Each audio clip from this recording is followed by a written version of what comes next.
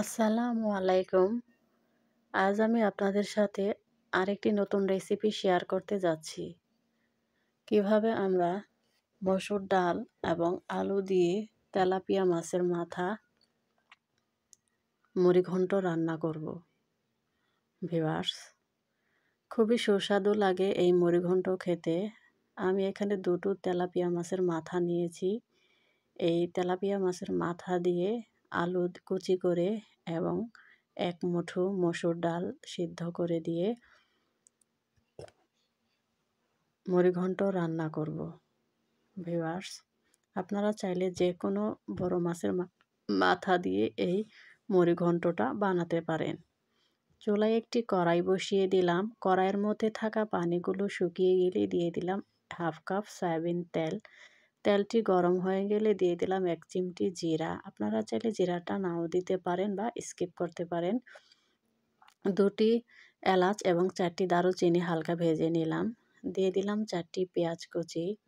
পেঁয়াজ কুচিগুলো আমি সামান্য একটু লবণ দিয়ে ভেজে নিচ্ছি যেন অতি দ্রুত এবং অল্প সময়ে পেঁয়াজগুলো ভাজা হয়ে যায়। প্রায় 1 মিনিট মিডিয়াম টু লো আঁচে আমি পেঁয়াজগুলোকে ভেজে নেব।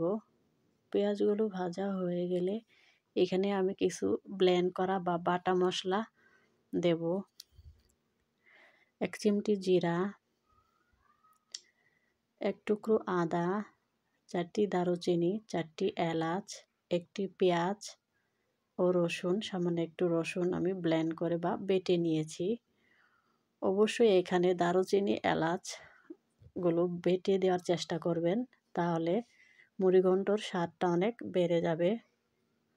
দিয়ে দিচ্ছি জিরা বাটা সামান্য একটু, 1 টুকরো আদা বাটা, 4টি দারুচিনি ও 4টি এলাচ বাটা এবং আমি 6 থেকে 7টি কাঁচামরিচ কুচি দিয়ে দিলাম। পরবর্তীতে অফ ক্যামেরায় আমি সামান্য একটু রসুন এবং পেঁয়াজ বাটাও দিয়ে দেব। দিয়ে দিলাম হাফ কাপ হলুদের গুঁড়া। যেহেতু আমি রান্না করি আর বাটি, সেই জন্যই সবগুলো উপকরণ একসঙ্গে দেওয়া সম্ভব হয় না। অবশ্যই আপনারা এখানে সামান্য একটু পেঁয়াজ এবং রসুন বাটাটাও এই সময়ে দেওয়ার চেষ্টা করবেন।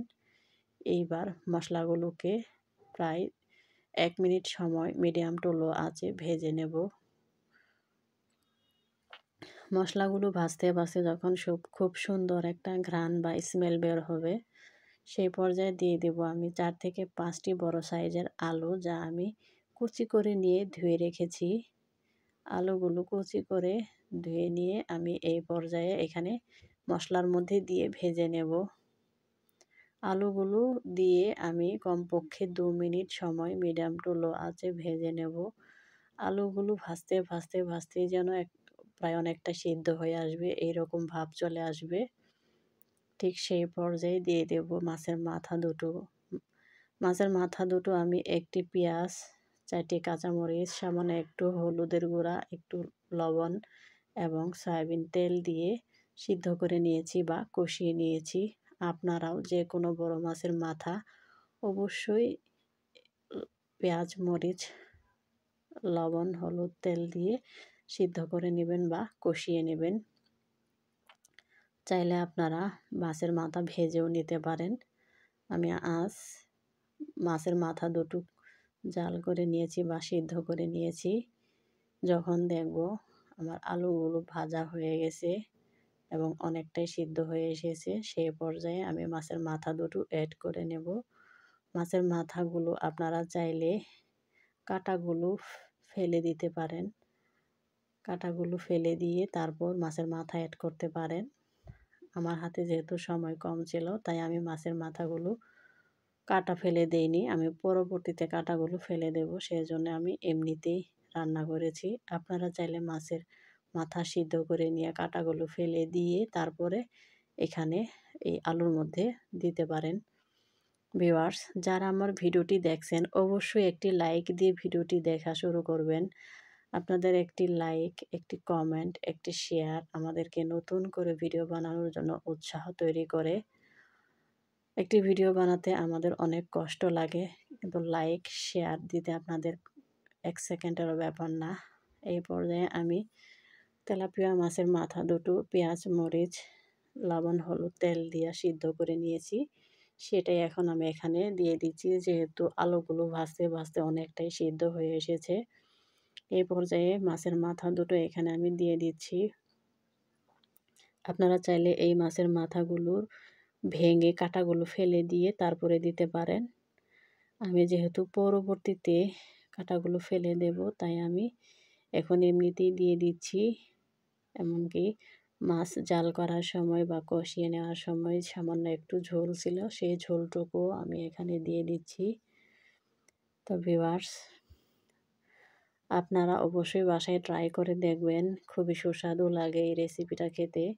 মসুর ডাল আমি অন্য একটি পাত্রের মধ্যে সিদ্ধ করে নিয়েছি। শুধু ডাল সামান্য একটু পানি দিয়ে মসুর ডালগুলো সিদ্ধ করে নিয়েছি। সেই সিদ্ধ করা মসুর ডালগুলো এখন আমি এখানে দিয়ে দিচ্ছি।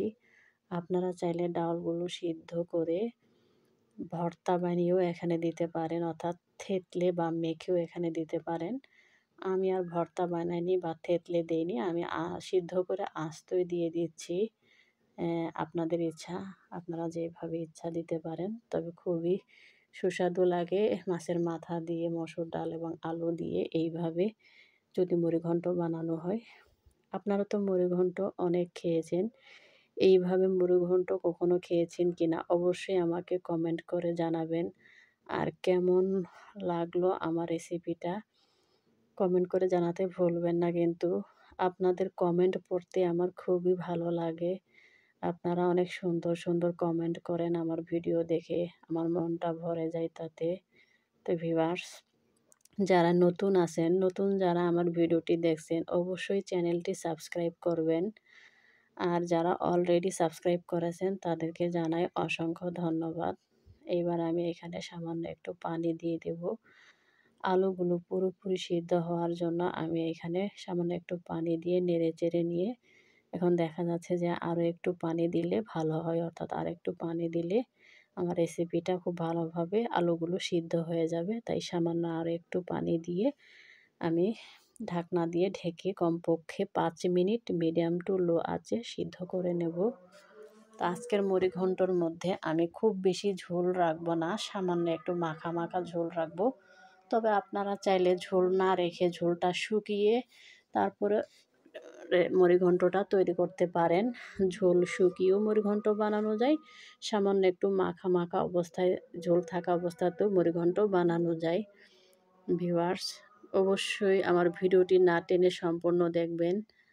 ভিডিওটি টেনে টেনে দেখবেন না দয়া করে, প্লিজ প্লিজ সম্পূর্ণ ভিডিওটি না টেনে দেখার জন্য অনুরোধ করা রইল।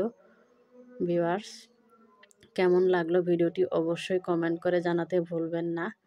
তা আজ এই পর্যন্তই।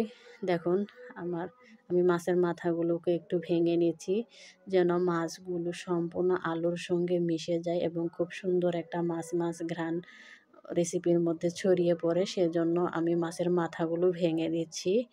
পরবর্তীতে আমি কাঁটাগুলো বেছে বেছে ফেলে দেব। তা আজ এ পর্যন্তই। ভিডিওটি দেখার জন্য অসংখ্য অসংখ্য ধন্যবাদ জানাই।